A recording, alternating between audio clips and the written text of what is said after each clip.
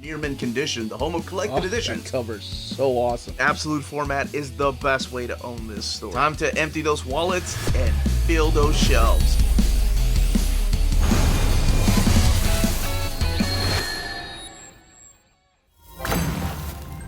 How's it going, all you minties? Uncanny Omar here from Near Mint Condition, the home of collected editions. And join me today for my advanced look at Teenage Mutant Ninja Turtles Compendium Volume 3 from IDW. So let's go ahead and crack this shell open. See what I did there? I swear that's the only dad joke this time around. I promise, that's it.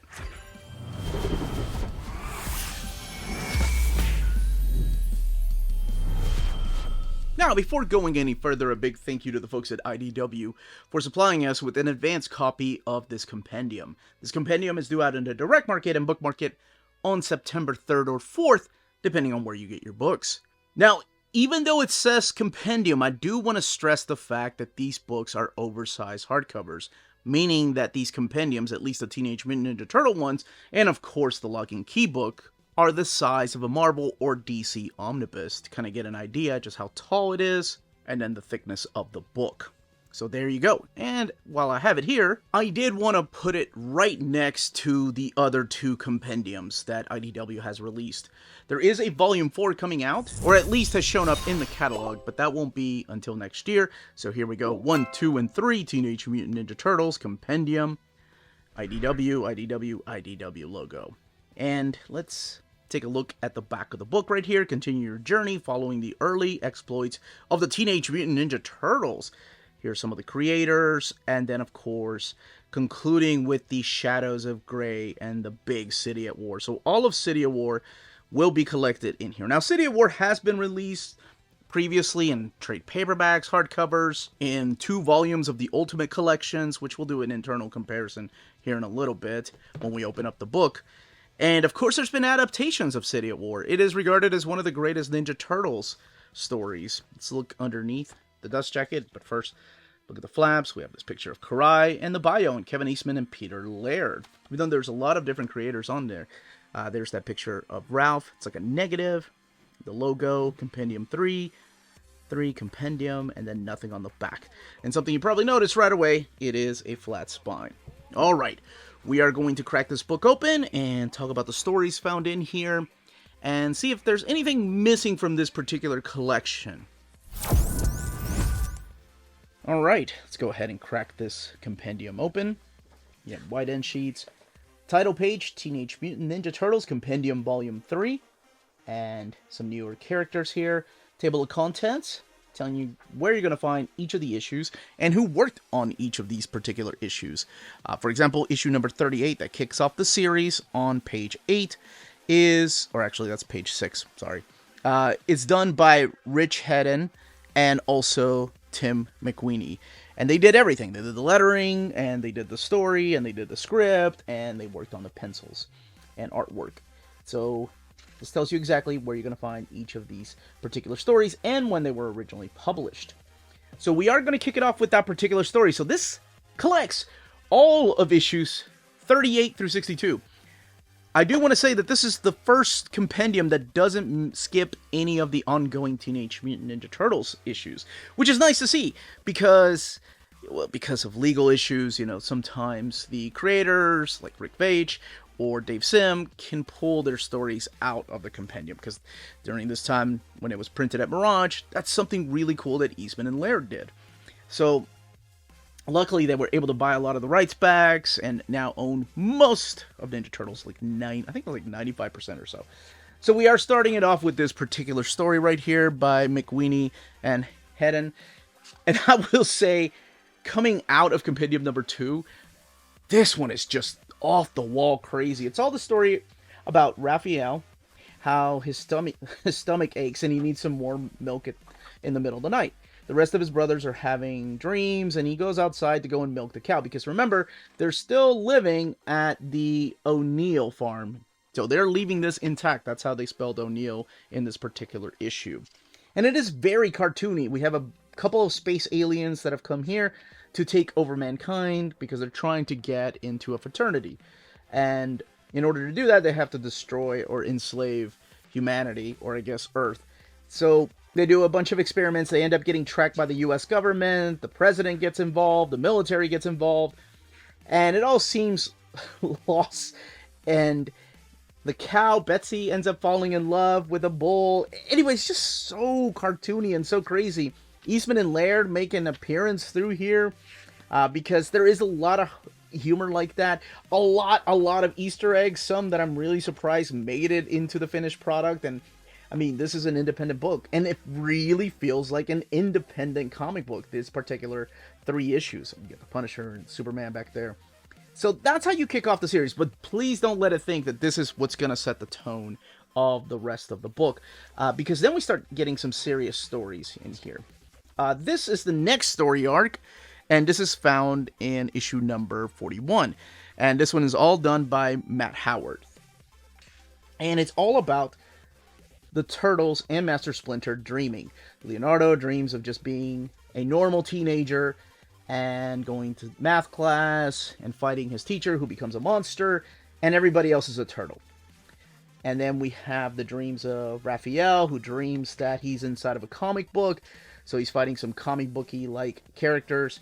We have Donatello, who is dreaming about how the feds come into the sewage hole and experiment on the turtles, meanwhile cashing in on the fact that they have a cartoon. That is really a really interesting part about this era of Ninja Turtles, because we're looking at the years 1991 all the way to about 93. And what's happening during this time is that there is a Ninja Turtles cartoon. There's like a huge toy line. And the independent comics were still doing their own thing, poking fun at the fact that there is a Ninja Turtles cartoon. Mikey just wants to be a rock star. And then we have Juliet's Revenge. This is a good story. This takes it up a notch into the supernatural level, where we have Casey and April that have been kidnapped by this particular Professor Forte, who is talking to this guy named Eddie. Looks a lot like Edgar Allan Poe. And the Turtles try to go and find them.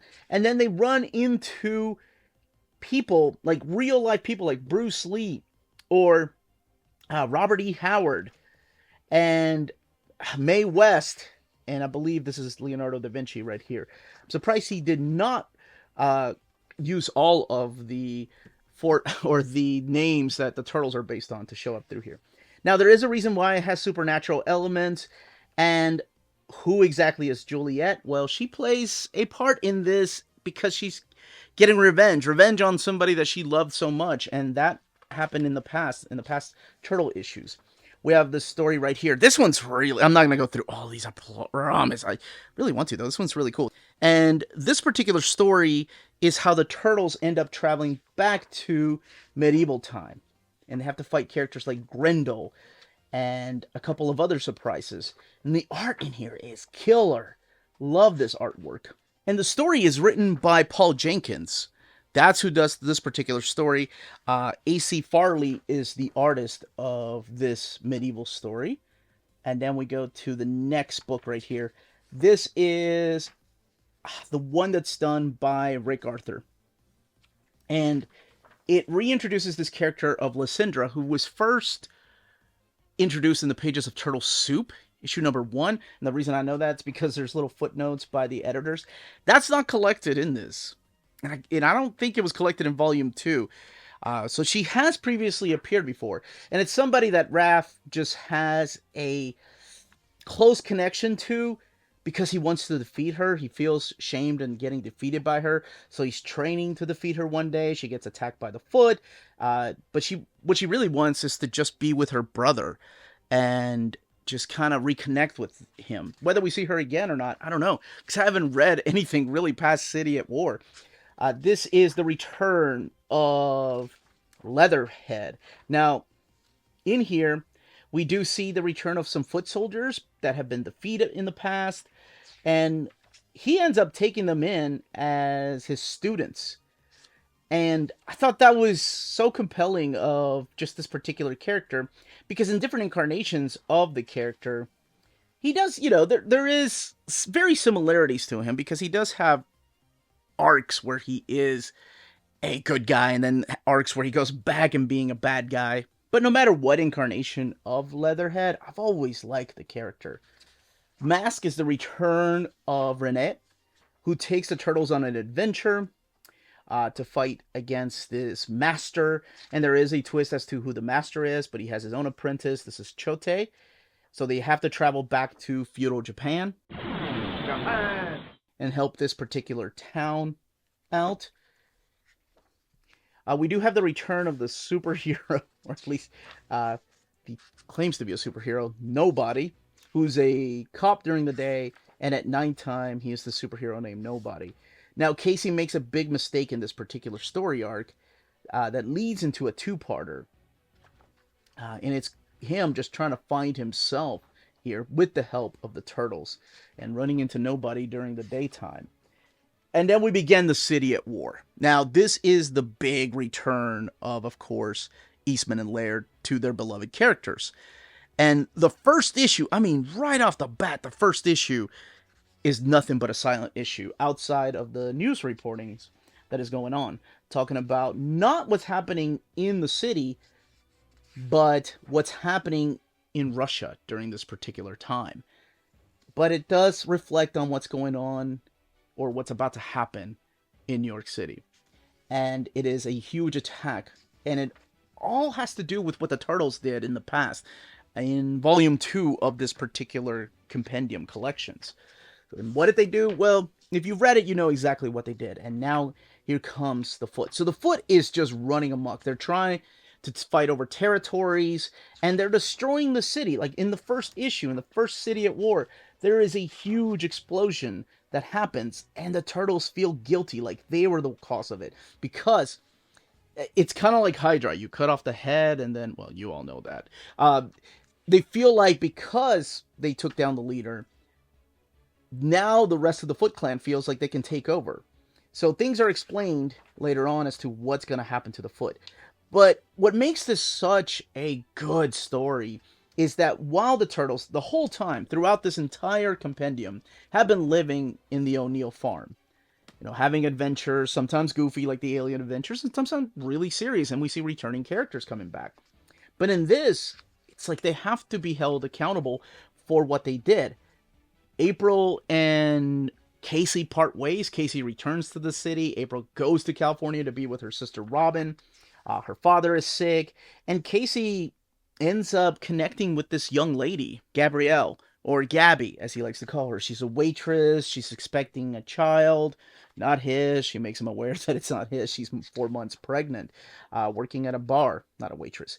So yeah, April moves back in. So it's like the whole team is separated from each other. I mean, we have April all the way across the country. Meanwhile, there's a gang war that's going on, and that is what City at War is about. It's about restoration. Now, there's a couple of more elements that I need to talk about. Giant robots, of course, working with the Foot, or are they not? And who is this guy? Is he really the right hand of Shredder, or is he somebody else in disguise? Now, something you may have noticed is, of course, the artwork being different than when it's kicked off. Eastman and Laird do kick off. They just don't come back and write the stories. They kick off with their artwork at the very beginning with that big issue. But later on, it does become Jim Lawson, and he's inked by several people. So, really, it depends on who the inker is. That's why it looks more detailed at some points. And this is a huge war. Oh, and I didn't even talk about what happened to Master Splinter. Master Splinter gets separated from his sons and his whole family. And who ends up guiding Master Splinter? Well, you can find out for yourself. The one element I haven't talked about is this young lady right here. And this young lady, well, doesn't show her here, but she does show up. And that is Karai.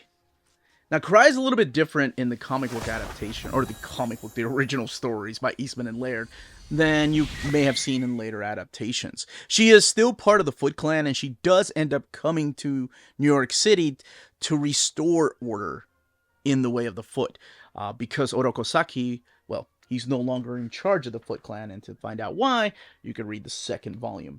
But she does come as an adversary at first, and then later on, an ally. So that part, I mean, that part of Karai is always there, and she's a little bit different. And man, there's a lot of heartache that happens in the City at War, and that's really all I want to say about it. I mean, the aftermath is in the final issue, and there are no extras, much like the first volume. And I wish they had done some kind of extras like they've done in the Ultimate Collections, like interviews or at least the footnotes by Eastman and Laird. And that is one thing I want to do. I want to go ahead and compare just a couple of shots with the previously released City at War. This is the second part of City at War. This collects issues. This doesn't even collect the whole thing. This is issues 56. Yeah, these annotations would have been awesome to collect in here. So let's actually look at issue 56, like the cover and then the main story. All right, so the actual cover's bigger in the compendium than it is in the Ultimate Collection, just because they put this big frame around it. But the art itself, of course, is bigger in the Ultimate Collection, looking like this. Paper stock is different. They're using a thicker matte paper for the Ultimate Collection, and I know I'm choosing boring pages, but when we're talking about City at War and we're this far in, I don't want to spoil it for anybody that hasn't read it. Outside of the little minor thing about Karai, I promise that's very little compared to what happens later on. Yeah, so this is still matte paper, but it's not as thick as the Ultimate Collection. So you do get minor little bleed through, and I mean minor little bleed through compared to the Ultimate Collections. Very, very minimal. This does have 768 pages with sewn binding, and there's that big, beautiful eye. But more importantly, here's this big, beautiful cloth ribbon to be used as a bookmark. And that is it. Until the next one, that, as they say, is that. If you're interested in purchasing this compendium, don't forget to check out our sponsors. If you're in Europe and you're interested in buying these books, definitely check out Walt's Comic Shop in Berlin, Germany.